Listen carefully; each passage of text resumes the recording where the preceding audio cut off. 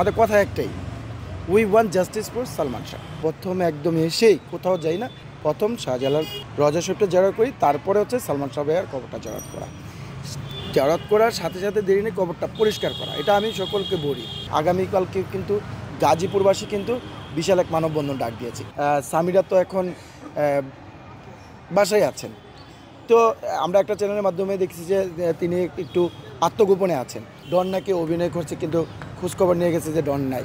মূল কারণ তো একটাই, আমাদের মূল কারণ তো আপনারা নিজেরাই জানেন। আর আমাদের যে একটা সকলের একটা যে দাবি, সেটা তো আপনারা অবশ্যই ভালো করে জানেন। সেটা হচ্ছে আমাদের সর্বপ্রথম যেটা হচ্ছে জাস্টিস ফর সালমান শাহ। আমাদের কথা একটাই, we want justice for Salman Shah, এটাই হচ্ছে মূল কারণ। আর একটা বিষয়, আসলে ঢাকা থেকে এখানে আসার মেন উদ্দেশ্য হচ্ছে আমার প্রতি মাসে একবার হলো চিন্তা ভাবনা করি যে আসি। এই যে সিলেটের মানুষকে ভালোবেসে আমি এত সুদূর থেকে শুধু আসি, সালমান শাহ ভাইয়ের কবরটা জেরাত করতে আসি, সেই সাথে আজকে এক ডিলে দুই পাখি মারছি। ঠিক আছে, এক তো কবর জেরাত করে আসলাম। সর্বপ্রথমে আমি এসেই আমার যেটা টার্গেট, আমি সর্বপ্রথমে সিলেট ঢুকা মাত্রই দেরি নেই, আমার কাজ হচ্ছে সর্বপ্রথমে একদম এসেই কোথাও যাই না, প্রথম শাহজালাল রজা শরীফটা জেরাত করি, তারপরে হচ্ছে সালমান শাহ ভাইয়ার কবরটা জেরাত করা। জেরাত করার সাথে সাথে দেরি নেই কবরটা পরিষ্কার করা, এটা আমি সকলকে বলি। তো অনেকে বলে যে, আসলে আমাকে অনেকে এরকমও বলে যে তোর বাবা মা মারা গেলে মনে হয় ও এতটা করবে কিনা জানি না, কিন্তু না, বাবা মার সাবজেক্ট আলাদা। আর আমার তো উনি গুরুজন, সালমান শাহ হচ্ছে আমার গুরুজন। তো আজকে একটা জিনিস দেখেন, আমাদের যে জিনিসটা আমরা যেটা দেখতে পাচ্ছি যে ৬৪টি জেলায় কিন্তু এই মানববন্ধন হতে যাচ্ছে, অলরেডি কিন্তু শুরু হয়ে গেছে। আজকে এই সিলেটে কিন্তু পরপর দুইবার, আজকে নিয়ে কিন্তু দুইবার হচ্ছে। তারপর আরেকটা জিনিস দেখেন, আগামীকালকে কিন্তু মানববন্ধন আছে, আপনি কি জানেন কি না? আগামীকালকে কিন্তু গাজীপুরবাসী কিন্তু বিশাল এক মানববন্ধন ডাক দিয়েছে। এই যে মানববন্ধন ডাক দিয়েছে, যাই কিছু করেছে আসামিদের গ্রেফতার করার জন্য। এখন মেইন পয়েন্ট হচ্ছে একজন এজাহারভুক্ত আসামি কি করে বাইরে থাকে, কিভাবে বাইরে থাকে। এই যে মিডিয়ার ব্যক্তিত্বরা যারা আছেন তারা বলছেন সামিরা তো এখন বাসায় আছেন, তো আমরা একটা চ্যানেলের মাধ্যমে দেখছি যে তিনি একটু আত্মগোপনে আছেন।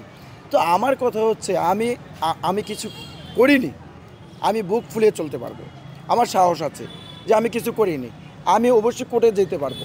ঠিক আছে, ডনও বলছে ডন নাকি অভিনয় করছে, কিন্তু খোঁজখবর নিয়ে গেছে যে ডন নাই। আরেকটা জিনিস হচ্ছে, আমি সবচাইতে যে জিনিসটা মনে করি, এখানে যেহেতু এই মামলার সাথে একেবারে সম্পৃক্ত হচ্ছে আবুল এই মামলার সাথে সম্পৃক্ত আছে, তো আবুলকে তো টান দিতে পারে। ঠিক আছে, আগে তো পুঁটি মাছগুলি ধরতে হবে, আবুলকে ধরে নিয়ে আসলেই তো, ওকে জিজ্ঞাসাবাদ কেন করছে না আমি এটাই তো বুঝতে পারছি না। আবুলকে এনে জিজ্ঞাসাবাদ করা হোক, যে এই যে চিরকুটের কথা বলছে, ঠিক আছে, কিভাবে নামাইছে, ওই আগের কথার সাথে এখন কথা, আগে যে কথা বলছে সেগুলি তো আমরা কেউ জানি না। আপনারা কেউ জানেন, শুনছেন আবুলের ভারসাম্য কি, আবুলের কথা কী ছিল, আমরা কেউ জানি না। তো আমার কথা হচ্ছে, আবুলকে ধরলে কান টানলে মাথা আসে, একটা কথা আছে না, তো আবুলকে ধরেন সব বের হয়ে যাবে, একদম ডিটেলস সব কিছু বের হয়ে যাবে, আবুলকে আগে ধরতে হবে। তো আজকে একটা জিনিস আমি এখানে এসে যে জিনিসটা আজকে দেখতে পেলাম, যে আসলে এখানে একটা যেহেতু সম্মেলন আছে, তো সেই জন্য কিন্তু এই প্রোগ্রামটা কিন্তু একটু ছোট করে নিয়ে আসা হয়েছে। এখন ঘটনা হচ্ছে, এই যে সিলেটবাসী, আমি আসলে সিলেটবাসীকে কি বলবো আমি জানি না, তো আমি মনে করি যে প্রতিটা সিলেটবাসী আজকে এখানে উপস্থিত থাকা দরকার ছিল, এবং আজকে না প্রতিদিন এখানে একটি করে হলো মানববন্ধন করা দরকার, তারা অনুশোচন করা দরকার সিলেটবাসী। আপনারা কি চান না, সিলেটবাসী কি চান না যে সালমান শাহ ভাইয়ার এই হত্যার মামলাটা যেন সুন্দরভাবে সুষ্ঠুভাবে হোক? আপনারা কি চান না সালমান শাহ ভাইয়ের হত্যাকারীরা অবিলম্বে গ্রেফতার হোক? আপনারা কি চান না আপনাদের দেশের সন্তানকে, এত বড় একটা মানুষ ছিলেন, যারা সারা পৃথিবীর মানুষ ছিলেন, যার জন্য ৪১ জন মানুষ প্রাণ দিয়েছে, আপনারা কি চান না? আপনারা কোথায়? আমি সিলেটবাসীর কাছে অনুরোধ করছি যে আপনারা কোথায় আজকে? তা আপনাদেরকে তো অবশ্যই প্রয়োজন। দেশে দেশে সবার সাথে দ্য নিউজ।